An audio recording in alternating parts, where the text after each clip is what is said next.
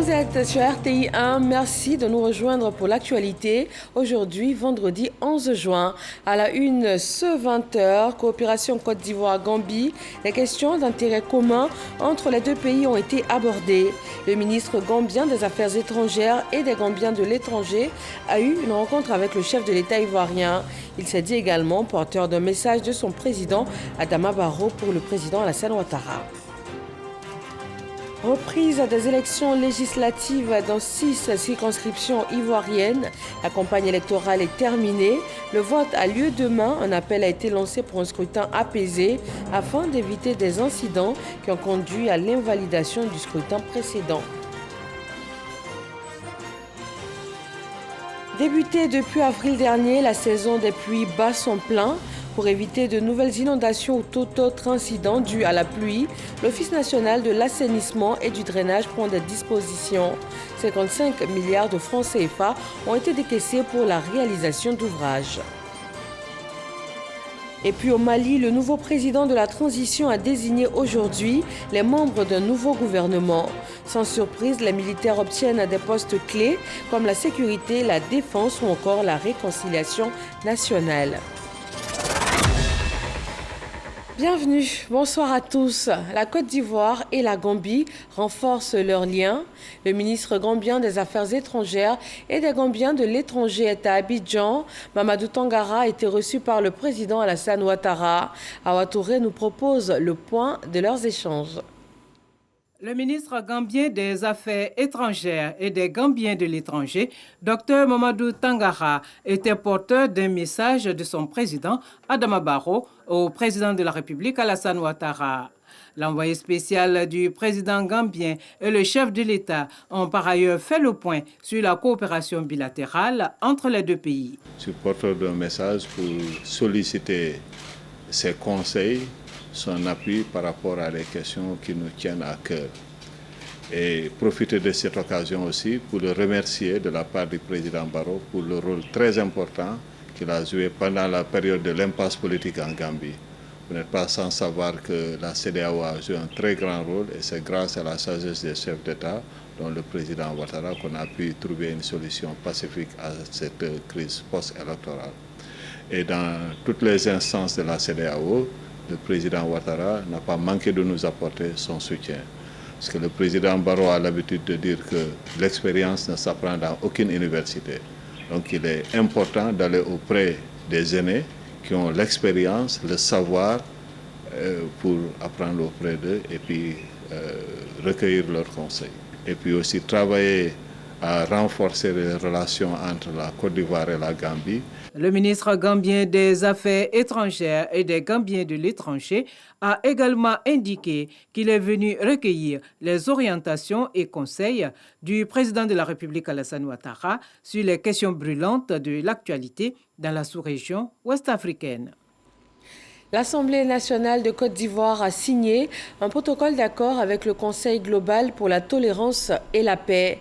Le document a été paraphé par les présidents des deux institutions, naissent ainsi des relations permanentes afin d'échanger sur les questions parlementaires dans le domaine de la tolérance et de la paix. Michel Digré. C'est un protocole d'accord qui jette les bases d'une coopération parlementaire au service de la paix. Le document est co-signé par le président de l'Assemblée nationale de Côte d'Ivoire, Amadou Soumaoro, et celui du CGTP, Ahmed Bin Mohamed. L'hémicycle ivoirien et le Conseil global pour la tolérance et la paix s'engagent ainsi à mutualiser leurs énergies sur les questions parlementaires en rapport avec la paix. Homme de vision et d'action, vous avez fait du Grand Conseil global de la tolérance seulement en quelques années une organisation de premier plan et au service de la paix dans le monde. Notre pays partage, comme vous, cette passion pour la paix, fermant de la richesse de notre diversité. Ahmed Bin Mohamed donne les enjeux de la signature de ce protocole. Nous sommes très honorés d'être reçus par le président de l'Assemblée nationale C'est donc un moment assez important. C'est un moment donc, qui nous permettra donc de véritablement répandre les valeurs de la tolérance et de la paix. Et nous avons donc la ferme conviction que le peuple ivoirien et le président de l'Assemblée nationale et le peuple de la Côte d'Ivoire tout entier est donc un peuple qui est engagé en faveur de la paix et de la tolérance. C'est pour cela que la présence de la Côte d'Ivoire dans cette structure est très importante pour nous. Le Conseil global pour la tolérance et la paix regroupe 85 parlementaires à travers le monde entier avec 15 pays africains en qualité de fondateurs ou de membres ordinaires. Après la signature à l'Assemblée nationale du protocole d'accord avec le Conseil global pour la tolérance et la paix, la délégation s'est rendue à la primature où elle a été reçue par le chef du gouvernement, le Premier ministre Patrick Achi. C'était en présence du président de l'Assemblée nationale, Amadou Soumaoro. Reprise à des élections législatives dans 6 circonscriptions, 4 pour invalidation du Conseil constitutionnel et 2 pour décès. Après la campagne, demain samedi 12 juin marque l'étape des urnes.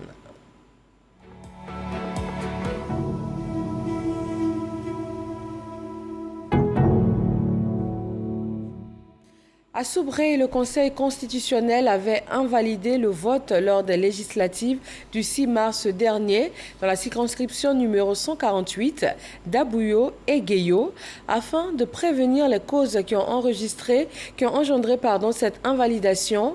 Les différents états-majors des candidats et le préfet exhortent les populations à œuvrer au maintien du climat de quiétude qui a prévalu tout au long de la période de campagne. Amadou Ouattara. À quelques heures de la tenue du scrutin qui dévoilera l'identité du représentant de Dabouyo et Guéyo à l'Assemblée nationale, la cohésion et la quiétude pendant et après le vote restent le désir majeur des populations. Transporteurs, tapissiers, ménagères, restauratrices ou encore fonctionnaires, autochtones et allogènes, tous souhaitent la paix. Si tout se passe bien, ça nous arrange. Moi, je suis originaire de Séguéla. Bon, mes grands-parents étaient ici, je suis ici, je gagne ma vie ici. J'ai fait mes enfants ici, j'ai marié ma femme ici, donc Guéyo, c'est mon village. Nous, les jeunes, on veut qu'après les élections, que chacun chez lui ait la paix. On ne veut pas parler avec Guéyo, on veut la paix. Parler n'est pas bon, on est même chez nous. L'élection, c'est quoi même? Il n'y a rien dans ça là, donc moi, je ne veux pas ça. Je ne veux pas parler quoi. L'élection, ce n'est pas la guerre. Tu t'as choisi le candidat que tu veux, c'est tout. Si tu n'as pas besoin de choisir le candidat, tu restes chez toi à la maison. Dans la même dynamique, sur le terrain, les candidats et leur état-major ont également appelé à la retenue et au sens élevé de la responsabilité individuelle et collective. Nous sommes venus porter un message de paix et de cohésion pour que ces élections-là soient apaisées, se passent dans un esprit fraternel et que le meilleur gagne. Vous savez, actuellement, nous sommes dans une phase de décrispation. Il faut la paix. Il faut que ces élections se déroulent dans de bonnes conditions. C'est ce message de paix que je suis venu vous dire. Au niveau de l'administration publique, le préfet de ce département a pris la pleine mesure de la situation. Il dit avoir mené un travail préalable afin de maintenir la confiance et le calme. Nous avons tenu à cette occasion beaucoup de réunions.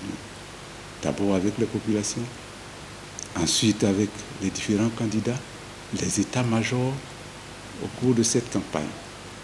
Le message que nous leur donnons est de faire en sorte que la population sorte massivement pour voter, mais aussi dans un esprit de paix et de tranquillité. À Guéyo et à Dabouyo, s'est bien déroulée la semaine de campagne électorale pour convaincre les électeurs à choisir le samedi 12 juin 2021 le meilleur profil qui va représenter cette circonscription à l'hémicycle. Aucun incident n'a été enregistré. Demain samedi, les électeurs de Séguéla commune et de Mankono, commune et sous-préfecture, vont également choisir leurs députés. Les commissions électorales indépendantes de ces deux départements ont pris des dispositions pour une bonne tenue du scrutin. Abou Sanogo. La commission électorale indépendante et départementale de Séguéla prend ses dispositions pour un bon déroulement du scrutin. Le matériel électoral est disponible. Constitué d'urnes et puis tout ce qui va nous permettre d'organiser les élections dans de bonnes conditions. Nous avons délocalisé 2 lieux de vote. Le lieu de vote château, au lieu de vote mission catholique. Au lycée également, qui est aussi réquisitionné pour l'examen, nous avons trouvé bon qu'il fallait délocaliser ce lieu de vote au groupe scolaire Stade. Nous nous rendons à la préfecture de région de Séguéla, où une rencontre a lieu entre le préfet de région, préfet de Séguéla et les candidats en compétition. Nous avons parlé des conditions générales d'organisation du scrutin, la nécessité pour chacun d'entre nous d'agir pour préserver un climat apaisé, de sorte que les résultats qui sortiront des urnes vraiment soient des résultats acceptés par tous. Nous mettons le cap sur le commissariat de Séguéla, qui a abrité le poste de commandement secondaire. Un dispositif sécuritaire est en place. La police, la gendarmerie nationale et l'armée vont assurer et garantir la sécurité du scrutin. Après Séguéla, nous mettons le cap sur Mankono, dans le Béri. Le préfet des régions, préfet de Mankono, rassure. En tout état de cause, ce qui est constant de remarquer, c'est que ce sont pratiquement les mêmes familles que nous avons eu à indiquer à leurs parents. Au guide religieux, au chef de canton, qu'il faut donner des conseils d'usage à leurs enfants pour que Mankono soit le grand vainqueur. À la commission électorale locale, le dispositif électoral est disponible. Nous avons déjà affiché la liste. Tout le matériel électoral est fin prêt. On va commencer à convoyer le matériel lourd. Et demain, ça sera autour du matériel léger. En ce qui concerne les tablettes qui créaient en quelque sorte des soucis, nous avons des tablettes en marge. Pour la sécurisation du scrutin, nous nous rendons au poste de commandement secondaire de Mankono. Un plan de sécurisation est établi. Les forces rassurent. Toutes les dispositions sont prises pour garantir le bon déroulement de la reprise de l'élection législative dans la circonscription numéro 25. Par ailleurs, toutes ces forces restent en alerte. C'est ce samedi 12 juin que les électeurs de Séguéla et de Mankono se rendront aux urnes pour choisir celui ou celle qui les représentera à l'Assemblée nationale. Le ministre de la Réconciliation nationale et de la Cohésion sociale a rencontré des responsables de partis politiques de l'opposition. Kwadio Konombertin a trouvé oreille attentive pour parler réconciliation et cohésion. Didier Nguessan. Journée fructueuse pour le ministre de la Réconciliation et de la Cohésion nationale qui a entrepris depuis sa nomination cette série de concertations auprès des forces vives de la politique ivoirienne. Après le siège de l'URD dirigé par Daniel Boni-Clavry, c'est au pas de course que la délégation du ministre Kwadio Konombertin a rejoint le siège de la coalition politique Ensemble pour la démocratie et la souveraineté EDS, pilotée par Georges Armand Ognien. Pour l'essentiel, les deux présidents visités ont réitéré la sincérité des parties prenantes dans la crise ivoirienne. Le retour de l'ex-chef de l'État Laurent Gbagbo est un élément moteur du processus de réconciliation actuellement piloté par le ministre Kwadio Konombertin, ont-ils soutenu. Pour finir, ils ont exprimé leur entière disponibilité à œuvrer au succès de cette mission qui doit conduire à la paix. Nous avons pris notre bâton de pèlerin pour faire le tour. Et aujourd'hui, nous sommes à EDS pour leur demander leur implication dans le processus, mais surtout recueillir leurs avis et leurs suggestions pour choses qui nous permettraient d'enrichir notre feuille de route de façon à ce que nous ayons une feuille de route qui soit consensuelle et qui reflète la réalité de la situation du pays, afin qu'ensemble, nous conduisons donc ce processus-là, parce que nous n'avons pas d'autre choix que de refaire renaître cette belle Côte d'Ivoire où il fait bon vivre, l'implication. Cela m'a été promis et c'est ensemble que nous allons conduire l'opération. Le ministre a invité les Ivoiriens à accompagner le chef de l'État qui a fait du retour de la paix en Côte d'Ivoire la priorité absolue. La secrétaire d'État chargée de la protection sociale a rencontré les mutuelles sociales de Côte d'Ivoire. Les mutualistes lui ont exposé leur mode de fonctionnement et la secrétaire d'État de leur faire part de sa vision en ce qui concerne la promotion et le suivi de la sécurité et de la prévoyance sociale en Côte d'Ivoire. Jean-Marc Djadji. C'est dans une ambiance conviviale que les responsables de mutuelles sociales agréées échangent avec la nouvelle secrétaire d'État chargée de la protection sociale, Clarisse Caillot-Mailly. Les deux parties s'entretiennent sur des sujets comme le cadre juridique et l'amélioration des conditions de vie des adhérents. Cette rencontre vient à point nommé pour les mutualistes. Il faut dire que c'est une véritable fierté pour moi de voir que Madame la secrétaire d'État a souhaité rencontrer toutes les mutuelles sociales immatriculées en Côte d'Ivoire. Et donc, c'est le résultat du travail que nous avons effectué depuis quelques années déjà. Elle nous a tout simplement demandé de nous mettre ensemble, de nous réorganiser, d'être encore plus forts, plus performants pour que nous puissions éventuellement tendre vers la fédération pour prendre en compte la protection sociale des populations, des travailleurs qui en ont véritablement besoin. Pour cette réunion de prise de contact, la secrétaire d'État a d'abord rappelé à l'assistance sa vision, celle d'assurer le suivi et d'harmoniser le cadre institutionnel de la sécurité sociale. Elle prône des actions conjointes pour le bonheur des adhérents aux mutuelles sociales. Les mutuelles sont ces associations qui sont proches des populations de toutes les couches sociales. Et donc, elles peuvent apporter un appui à l'État dans le cadre de la mise en œuvre de sa politique de protection sociale, notamment dans le cadre de la mise en œuvre de la couverture maladie universelle. J'ai demandé qu'on mette en place un cadre d'échange permanent afin qu'ensemble nous puissions partager cette vision-là.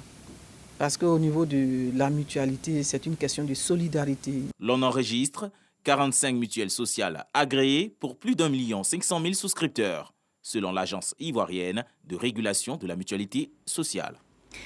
Le rideau est tombé sur le premier sommet mondial virtuel du caoutchouc.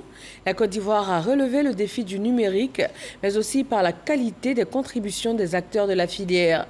Cette rencontre d'Abidjan permet d'affronter l'avenir du caoutchouc avec beaucoup plus de certitude. Noël Niagno. Fini le premier sommet mondial virtuel sur le caoutchouc. Premier fait, la Côte d'Ivoire a relevé le défi numérique. Je voudrais féliciter la Côte d'Ivoire qui a pu, dans un moment difficile, prendre le risque, le défi d'organiser un sommet mondial en virtuel.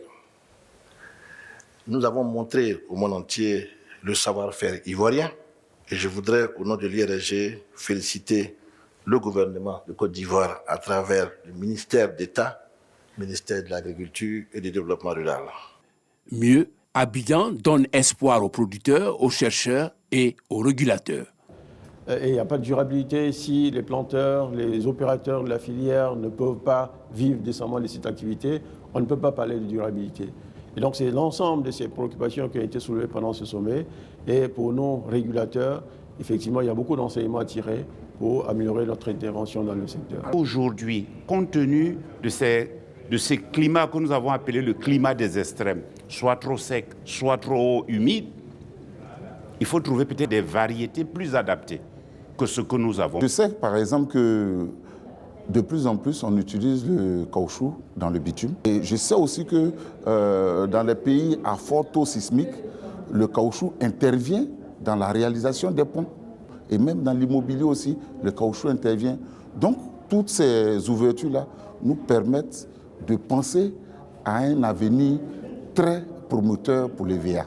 Pour la dernière saignée de ce sommet sur le caoutchouc et pour mieux affronter l'avenir, le ministre d'État, ministre de l'Agriculture et du Développement rural, retient des idées fortes. La place prépondérante faite aux petits producteurs de caoutchouc naturel, la promotion des technologies et innovations pour réduire la pénibilité du travail et favoriser l'insertion des femmes et des jeunes. La diversification des usages du caoutchouc naturel pour plus de valeur ajoutée et de résilience face aux différentes crises. Enfin, l'adoption d'une approche inclusive qui implique tous les acteurs de la chaîne de valeur du caoutchouc. Fait notable à Abidjan, un Ivoirien, Omar Ndiaye, acteur émérite de la filière, a été honoré. On s'intéresse à la signature du mémorandum d'entente entre le MCC, Millennium Challenge Corporation, la Côte d'Ivoire et le Burkina Faso. Ce nouveau financement vient récompenser les efforts de la Côte d'Ivoire en matière de bonne gouvernance. Il vise à mettre en place un cadre de collaboration au développement et à l'évaluation du projet d'interconnexion énergétique entre le Burkina Faso et la Côte d'Ivoire, qui font partie des pays éligibles à des programmes compacts régionaux simultanés. Jean-Jacques Kwame. Ce mémorandum d'entente entre le Millennium Challenge Corporation MCC, les gouvernements de Côte d'Ivoire et du Burkina Faso, signé ce jeudi, porte sur la mise en place d'un cadre de collaboration au développement et à l'évaluation du projet d'interconnexion énergétique entre le Burkina Faso et la Côte d'Ivoire. Ce projet devrait inclure une ligne de transport reliant Ferkessédougou à Bobo-Dioulasso. Cette ligne devra se prolonger jusqu'à Ouagadougou, la capitale du Burkina Faso.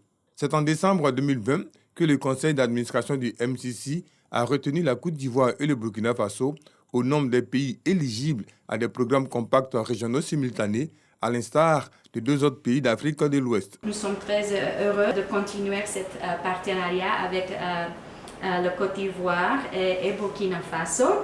Et merci toujours pour notre partenariat très productif. Je voudrais rappeler à l'attention de tous, plus particulièrement de nos amis américains, qu'il importe de garder à l'esprit que ce programme pour nous est à la fois opportunité et défi. Il exige que les bénéficiaires finaux puissent réellement en tirer tous les fruits et qu'ils adoptent une approche toujours plus pragmatique et innovante qui intègre toutes les dimensions du développement. L'éligibilité de la Côte d'Ivoire au MCC en décembre 2015, suivie de la signature d'un don d'environ 2600 milliards de francs CFA en 2017, sont le résultat des réformes engagées par l'État. Autre projet de développement, 10 000 logements vont être construits dans la zone d'Aoué sur la route d'Alépé. Un protocole d'accord a été signé entre un consortium d'hommes d'affaires britanniques et le ministère ivoirien de la construction, du logement et de l'urbanisme. Lansine Bakayeko. À travers cette signature de protocole d'accord avec le ministre Bruno Nabagné-Koné, les opérateurs immobiliers britanniques montrent leur disponibilité à participer au projet de construction de 150 000 logements initié par le gouvernement sur la période 2021-2025. L'accord table sur la construction de 10 000 logements sociaux, économiques et de standing. Pour en arriver à cet accord, nous avons énormément travaillé avec les autorités ivoiriennes à Londres. Notre désir le plus ardent est de faire aboutir un partenariat continu avec le gouvernement et surtout trouver une banque locale pour accompagner le projet. Nous espérons revenir en juillet pour finaliser les modalités opérationnelles et démarrer les chantiers dans les 3 mois qui suivent. L'honneur sera plus grand si tout cela est couronné par une réussite. Les problématiques liées à la construction des logements sociaux sont nombreuses, mais les opérateurs immobiliers britanniques viennent avec 2 solutions absolument importantes: la construction et le financement. Des solutions qui devraient permettre de régler les faiblesses techniques locales ainsi que les difficultés d'accès aux banques pour les acquéreurs à revenus modestes. Ce marché, en Côte d'Ivoire, il est très promoteur. C'est un marché qui ne présente pratiquement pas de risque en termes commerciaux. Le risque pays, vous connaissez suffisamment la situation aujourd'hui dans le monde pour savoir que ce risque pays est pratiquement nul. Tout ce dont nous avons besoin, c'est d'opérateurs qualifiés et de ressources financières suffisantes pour accompagner efficacement ce secteur. Le modèle économique développé par les investisseurs britanniques prévoit, en plus du financement de la construction des logements, la mise en place d'un système de portefeuille mobile permettant de fournir des crédits immobiliers à long terme et à des taux destinés aux souscripteurs des logements. Et ce secteur du logement en plein essor en Côte d'Ivoire suscite de l'intérêt. La Caisse des dépôts et de consignation de Côte d'Ivoire veut mieux en comprendre le fonctionnement, notamment le processus d'accès à la propriété, les promoteurs immobiliers et leurs partenaires, la sélection du client et aussi les difficultés du secteur. Didier Nguisson. Des promoteurs immobiliers aux financiers, en passant par les aménageurs fonciers, le logement est un secteur transversal. La Caisse des dépôts et de consignation s'y intéresse.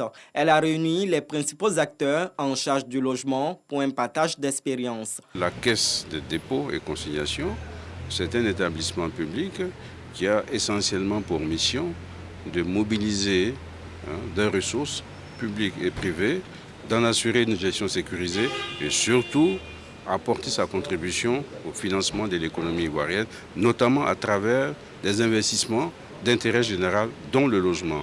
Donc c'est tout à fait normal qu'avant de s'y lancer, que nous puissions échanger avec les professionnels de ce secteur pour voir quel rôle nous pouvons jouer.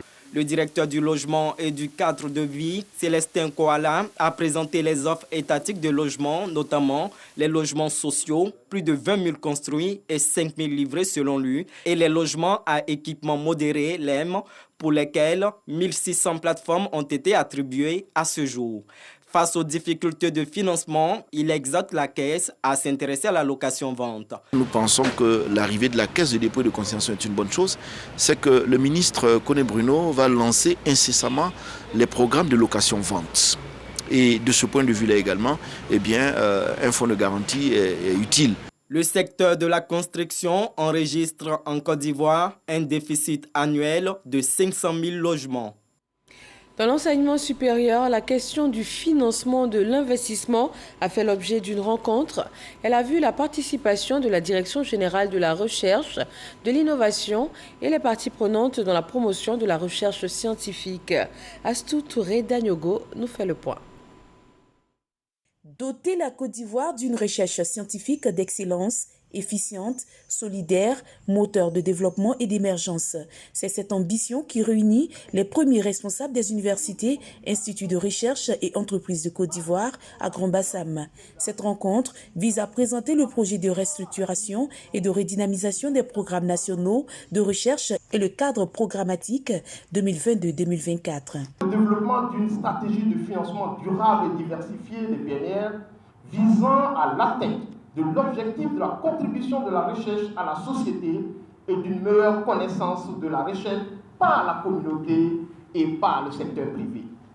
Notre ambition ici est d'avoir l'adhésion et l'accompagnement effectif de l'ensemble des institutions de recherche pour la mise en œuvre des PNR restructurés et co-construits avec elles. Réunis dans la ville centenaire de Grand-Bassam, les participants situent l'intérêt de cette initiative. La recherche, certes, elle est importante, mais elle n'a de valeur que si elle apporte une valorisation économique. Et la valorisation économique passe nécessairement par l'innovation. En Afrique, l'objectif de 1% du PIB de l'UA consacré à la recherche est loin d'être atteint. La Côte d'Ivoire étant à environ 0,35%, entend faire bouger les lignes. Il y a eu une recombinaison des programmes nationaux de recherche. De 14, nous sommes passés à 10. Définir une bonne gouvernance pour la mise en œuvre de ces PNR, définir des stratégies de financement et ensuite, outre la valorisation académique qui consiste à publier dans des revues internationales, il faudrait que ces résultats-là soient valorisés du point de vue économique parce qu'il faut voir ne serait-ce que l'impact de ces programmes de recherche-là sur le développement économique du pays. La rencontre se tient sur 2 jours avec à la clé une feuille de route et un cadre programmatique bien établi. Depuis le mois d'avril dernier, nous sommes en plein dans la saison des pluies et ce jusqu'à juillet prochain. Pour éviter tout incident dû à d'éventuelles inondations, l'Office national de l'assainissement et du drainage prend des dispositions. Des ouvrages de drainage et d'évacuation des eaux pluviales sont construits dans plusieurs communes du district d'Abidjan. 55 milliards de francs CFA ont été décaissés. Voyons tout cela dans le dossier Vide ici signé Grace Kando.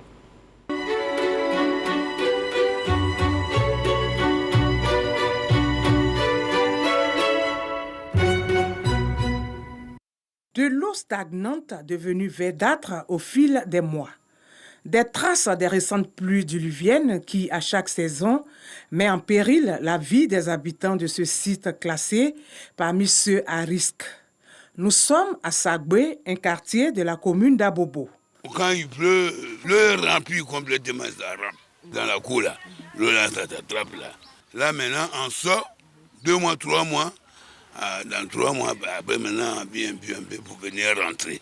Sagbe, PK18, Yopougon ou encore la Riviera, plusieurs quartiers du district d'Abidjan, visités par la montée des eaux à chaque grande saison des pluies. Celle de cette année, eh bien, nous y sommes. Et cela depuis le mois d'avril. Des précipitations plus intenses pour le mois de juin et progressivement, les précipitations vont diminuer. Ces fortes précipitations peuvent provoquer par endroits des risques d'inondation. Donc il va falloir être vigilant pour éviter de se retrouver sinistré suite aux pluies que nous pouvons avoir durant ce mois de juin. Pour justement éviter des situations difficiles en cette période, l'Office national de la protection civile, ONPC, structure sous tutelle du ministère de l'Intérieur, a entrepris une visite de terrain du 11 au 27 mai dernier dans les zones à risque. 47 sites ont été visités. C'est non exhaustif, mais il s'agit des sites les plus critiques. Et sur ces 47, nous avons dénombré parfois des cuvettes, des bas-fonds, tantôt des dallots dans lesquels les populations se trouvent. Au thème de cette tournée qui a duré une dizaine de jours, l'ONPC fait des recommandations. On peut indiquer qu'il y a des sensibilisations à faire par les mairies et l'ONPC. Il y a des populations à déplacer pour éviter que ces populations ne courent des risques certains. Il y a des canalisations à faire en urgence. Il y a des canaux même à construire pour aller à l'exutoire, donc amener l'eau jusqu'à la lagune. Il y a des curages de caniveaux à faire par l'ONAD. Un appel déjà dans la vision de l'ONAD. L'Office national de l'assainissement et du drainage prend des dispositions en cette saison des pluies. Des ouvrages d'évacuation des eaux pluviales ont été construits dans plusieurs communes du district d'Abidjan, d'où cette tournée d'imprégnation du ministre Bouaké Fofana. La prévention des inondations, c'est ça vraiment qu'on regarde aujourd'hui. C'est-à-dire les travaux de base qui vont régler le problème des inondations dans la durée, ces travaux-là aujourd'hui.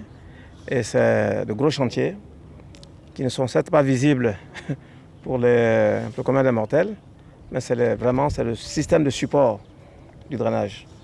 Et ces travaux sont financés par des bailleurs de fonds pour près de 55 milliards. Ce sont ces travaux-là qui vont nous permettre de régler de façon durable les questions d'inondation. De plus, certaines habitations installées sur des emprises ont été détruites. Des accords ont été trouvés avec les riverains et donc en l'occurrence pour la plupart d'entre eux sur le budget de 2021, on s'est accordé à leur payer le tiers du montant de leurs indemnités et en 2022, on devra solder la totalité des indemnités. Ils en sont d'accord, on a signé des documents, donc actuellement on est dans la phase de règlement de ces indemnités. Le total, c'est à peu près 4 milliards. Dédommagement des populations, promoteurs sensibilisés et travaux réalisés, des initiatives qu'apprécient les riverains. Avant, quand il pleuvait, on constatait que l'eau débordait. Voilà, on avait même peur de passer. Et depuis qu'ils ont commencé les travaux, ils ont fait l'autre pont. On constate que maintenant l'eau passe normalement, tout va bien. Ça va, il n'y a pas de souci, ça va maintenant. Ça va, tout va bien. On se sent très à l'aise parce que jusqu'à présent, les pluies qui sont arrivées, ça n'a pas fait encore effet. Pour la pérennisation de ces ouvrages, l'ONAD prévoit un plan. Il y aura un programme d'entretien préventif et puis on va stabiliser, on va protéger par des garde-corps. Mais on va aller plus loin. Je pense qu'ici, il faut envisager un espace piéton. Nous pensons même peut-être à des mobiliers de jardin pour que ce soit un espace de vie qui va intégrer la vie des riverains. On était déjà organisé, mais maintenant nous allons mettre l'accent avec la jeunesse pour pouvoir suivre l'entretien, pour ne pas déverser n'importe quoi dans les caniveaux, parce que ce n'est pas bien. Des ouvrages appelés à perdurer Le ministre Bouaké Fofana invite les populations au civisme et à leur bonne utilisation. Quand on se branche sur une canalisation d'eau de drainage, d'eau de pluie, et qu'on emmène là-bas nos eaux usées, les eaux de nos toilettes, on les amène dans ce canal, ça veut dire que les eaux de nos toilettes vont aller dans la lagune directement, sans traitement. Et les poissons vont se nourrir de ça, qu'on nous allons acheter après, que nous allons manger. Donc ça pose un vrai problème de santé publique. Ça pose là que chacun doit être conscient de cela. Là, dans le cadre de ces travaux-là, on va trouver des solutions ponctuelles, des solutions durables pour la collecte des eaux usées, pour ne pas que ça se mélange aux eaux de pluie. Des messages de sensibilisation pour minimiser l'impact des précipitations. Notons que la grande saison pluvieuse, selon les prévisions météorologiques de la Sodexam, prendra fin au mois de juillet. Merci à Grace Kondo pour ce dossier sur les dispositions prises pour lutter contre les inondations en cette saison des pluies. On parle santé. Le ministère de la Santé, de l'Hygiène publique et de la couverture maladie universelle a fait le point de ce 11 juin sur la maladie à coronavirus en Côte d'Ivoire. «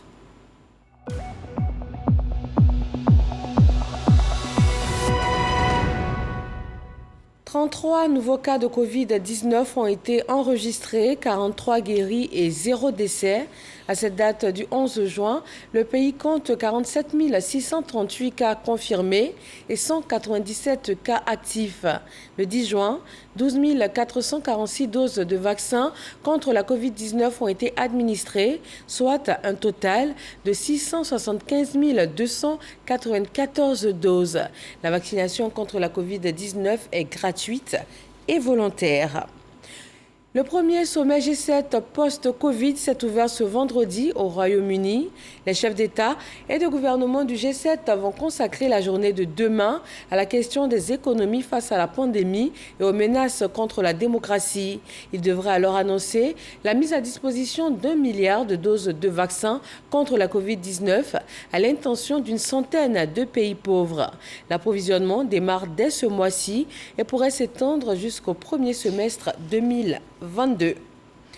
Dans le nord de la Côte d'Ivoire, plus précisément à Korogo, la première femme députée de la région a célébré les mamans du Poro.